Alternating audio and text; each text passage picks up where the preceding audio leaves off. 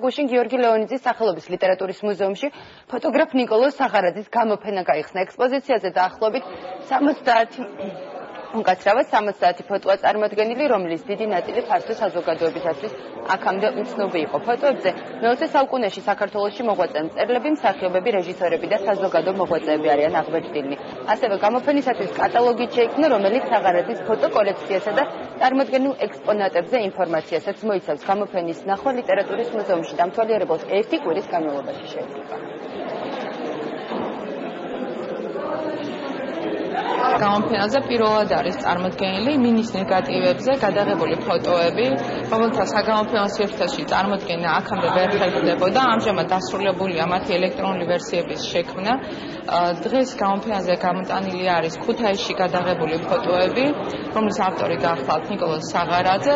თვითონ ნიკოლოზ საღარაძემ დოკუმენტები 1957 წელს საჩუქრად გადასცა ეროვნულ არქივს და მას შემდეგ ჩვენთან ინახებოდა. ჩვენ ვინახავთ ამ ფოტოგრაფიის ძალიან ბევრ ფოტოს, უფრო მეტად ფოტო ნაბეჭდი ფოტოების სახით, ფოტო ალბომების სახით, თუმცა ის რაც დღეს არის წარმოდგენილი გამოფენაზე, უმეტესწილად არის მისი ნეგატივებიდან დამზადებული. ჩვენ ავციფრეთ ეს ნეგატივები წელს, დაახლოებით 112 საათი ნეგატივი, აქ წარმოდგენილია 65 ფოტო, რომელიც შევარჩიეთ კონცეპტუალურად.